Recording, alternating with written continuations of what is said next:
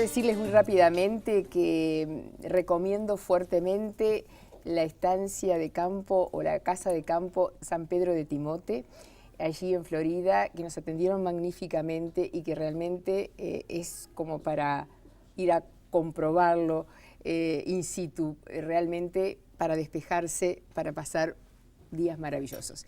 Sherezade está en todas partes del mundo. Ya vimos que las mujeres tienen que abrirse camino en un mundo muy masculino, sí, pero también que se han dejado doblegar muchísimo. Hablábamos recién de Siria, ¿no? Así como por arriba, pero ha pasado, digamos, la primavera árabe, Siria, bueno, si nos descuidamos tenemos Afganistán, tenemos Irak, tenemos tantos elementos, tenemos los terroristas que son árabes, los de las Torres Gemelas, Bin Laden, o sea, todo nos lleva a encasillar el mundo árabe como un mundo de desconfianza. Que siembra temor, ¿verdad? Que siembra temor. ¿No es yo eso creo que hay razones para alarmarse, pero me parece que también tenemos que ser justos y reconocer que la civilización musulmana incluye muchas etapas de la historia donde ha habido un legado muy importante del cual también nosotros nos hemos beneficiado. Concretamente, Raquel, hay 6.000 vocablos del castellano que tienen origen arábigo, desde alfajor o aceituna o alhambra hasta almohada, o almohadón, sí, o alquitrán también, hasta aceite o incluso albañil o tarifa y aduana. Entonces yo creo que no hemos sido respetuosos con ese legado, pero que además seguimos teniendo una idea muy simplificada, muy maniquea de lo que es el ser musulmán y el árabe. Confundimos ambas cosas y hemos dicho que, por ejemplo, la autora del libro Yo maté a Sherezade es cristiana. Hay más de 25 millones de cristianos Haddad que todavía... es ella, ¿no? Sí, Yumana Haddad, ese es el nombre.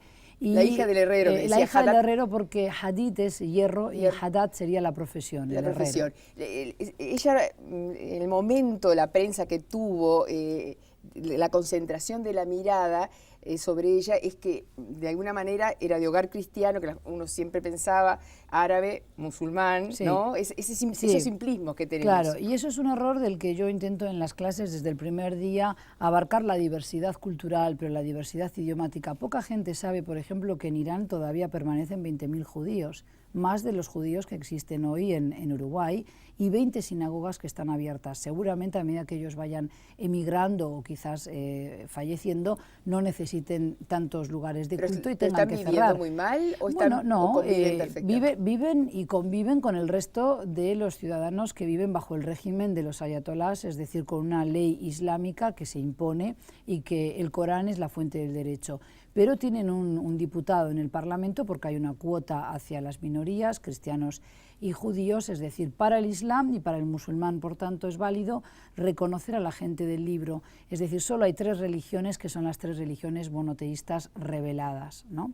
Pero yo lo daba como un ejemplo, pero tú decías, Sherezade, también tenemos que mirar qué está pasando en América Latina. Hay disparidades muy graves, ¿no? No es lo mismo vivir en una ciudad como Río, Sao Paulo o Buenos Aires que vivir en el medio de la selva en Colombia, por ejemplo. No es lo mismo hoy vivir en Europa con empleo que sin empleo. O sea, hay muchos tipos de mujer. ¿Cuánta gente parada, como se dice, gente parada, hay en España hoy? Que vivió la fiesta de... Sí, esa es otra película, ¿verdad? Otra historia que yo lo veía cada vez que volvía a casa y decía, bueno, algo que he aprendido y lo reitero y con mucho orgullo y gratitud hacia el Uruguay es que he aprendido a ser mucho más austera. En España me encanta el ritmo de vida, pero se sale mucho, se pasa muchas horas en el bar, siempre hay que estar consumiendo, invitando a la gente amiga. Y en Uruguay, o bien porque tengo distintos trabajos, distintas actividades y por tanto tengo muy escaso tiempo para el ocio, pero también porque he aprendido a compartir otras cosas, un té en una casa o de repente no necesariamente ir a cenar todos los domingos, todos los sábados, sino invitar en el hogar, ¿no? Hay más austeridad. Hay más austeridad todavía, si bien se nota mucha más gente en la calle consumiendo, lo cual son buenas noticias. También no me gusta un pueblo no alegre, ¿no?